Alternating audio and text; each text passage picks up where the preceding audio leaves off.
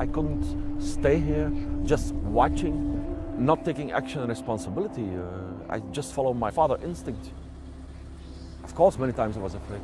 Of course, there were snipers above my head and bombs and attacking, and I was dead, maybe. Oh, sniper. I thought in my head, there is love for my son, and if there is a God, I will find my son.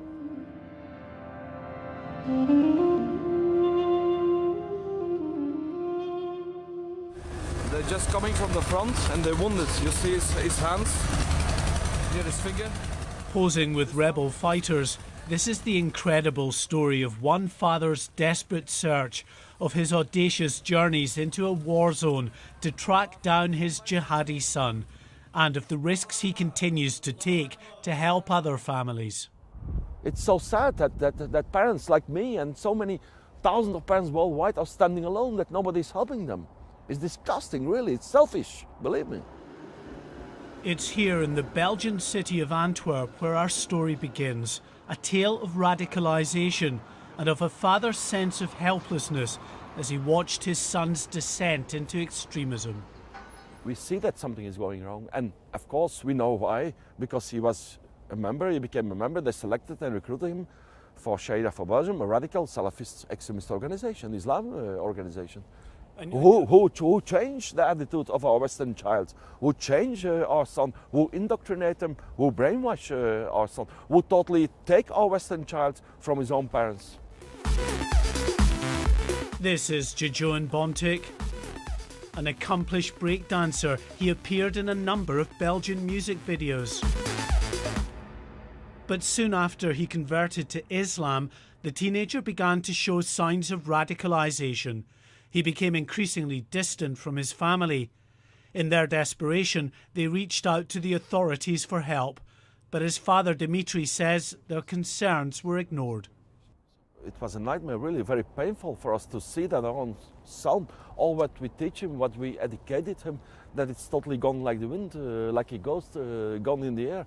This was very painful for us as parents. And of course we ask help everywhere, by the police, by the authorities, by youth organizations. Please help us, because we see that something is going wrong. We see that it's not good for his future, and they were just watching. The answer was, we are living in a democracy, you have freedom of speech, you have freedom of religion, you have freedom of organization. So it was very sad for us, very sad, very painful. Like so many European cities, Antwerp is grappling with an extremism problem. Dozens of young local men have travelled to Syria to fight alongside rebel groups. Jihadi Bontic took that same journey. It left his family devastated. It was terrible for us, believe me. I couldn't sleep anymore. We were in a tragedy. I don't have words for it, believe me. What happens is that this international mechanism change him, indoctrinate him, change totally his life, his ideology, everything in all kinds of ways, and step by step prepare him to send him to conflict area like Syria. And today it's still going on, not only by physical organizations, but also by social media, by internet. Dimitri says he tried repeatedly but failed to get any help from the Belgian police or government in tracking down his son. Eventually he took the extraordinary decision to go after his son himself, chronicling his journey in a video diary. Je hoort het. Voilà. Dus, voilà, je hoort het. I follow a father instinct. I follow my heart, not without my son, you know. I couldn't stay here just watching, not taking action and responsibility. I just follow my father heart, a father instinct, you know. This is Dimitri on the Syria-Turkey border, at the start of what would be an almost year-long hunt for his son. It was a danger mission, believe me. I risked my life. I met many fighting groups, Jabhat al-Nusra, Al-Tawhid, so many fighting groups, also the creation of ISIS. That time the name of the fighting group was Muslim Shura Council of Mujahideen.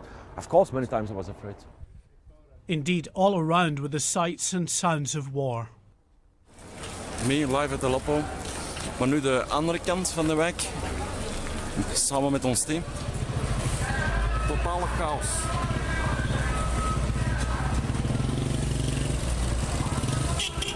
Vandaag vandaag zondag.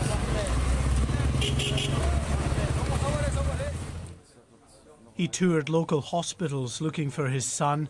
All he found, though, were many graphic examples of the human cost of this civil war. Here he's making his way through the rubble-strewn streets of Aleppo under the cover of darkness, but the danger is ever present. Oh, sniper. Of course, there were snipers above my head and bombs and attacking, and when we were driving with the car, maybe the racket fall down on the car and I was dead, maybe. But as a former Belgian soldier, Dimitri was more comfortable than most around this war zone, befriending many rebels fighting the Assad regime, even posing with their weapons. Freedom for Syria. Victory for Syria. Freedom for Syria.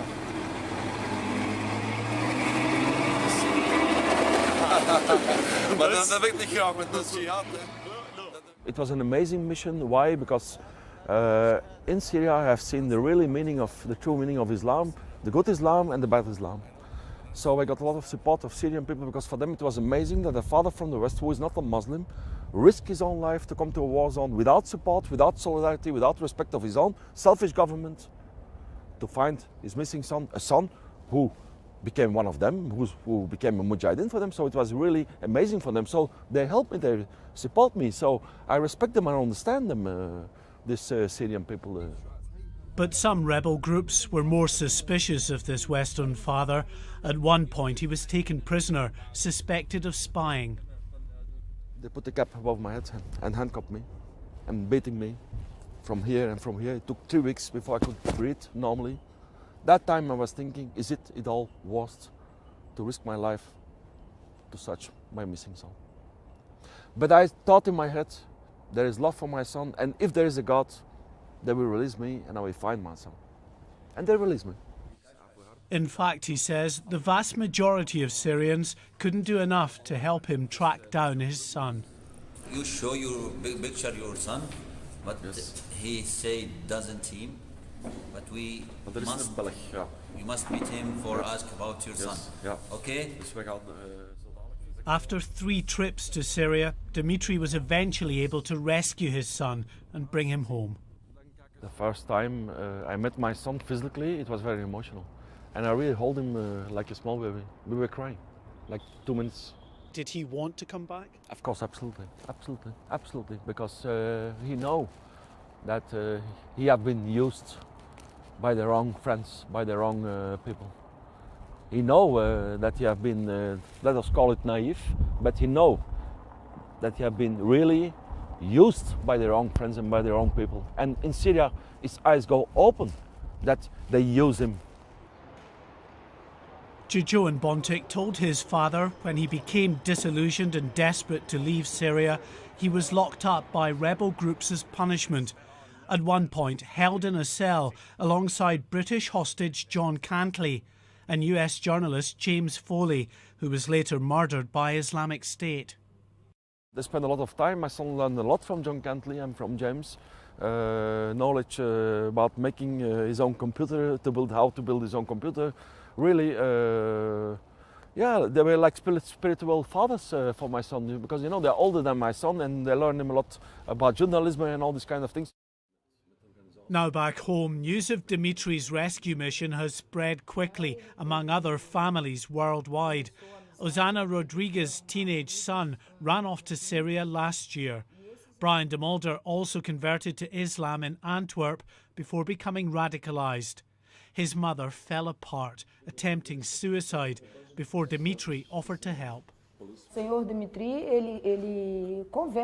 Dimitri talks to people, parents that have lost their kids, but the authorities don't want to help. They don't care, and there's no support.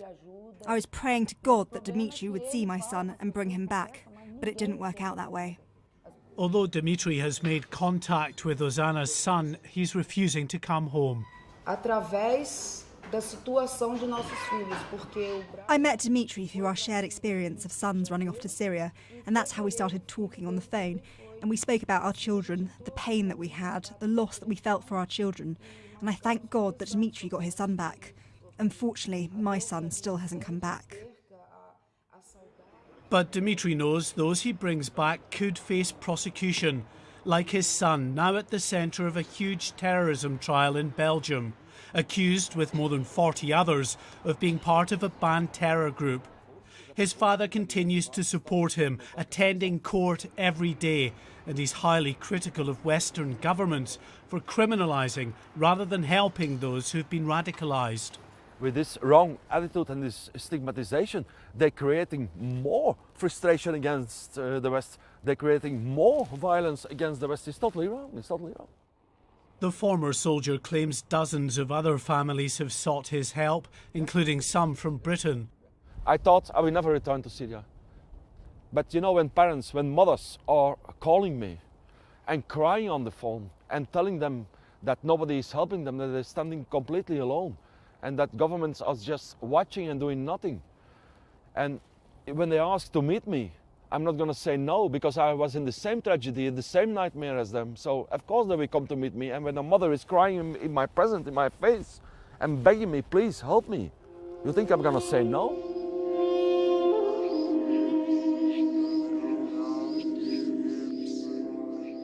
Dimitri has journeyed to Syria 8 times now. The risks are obvious. But the father who rescued his own son from the clutches of the jihadists will soon be back there again, determined to help other families.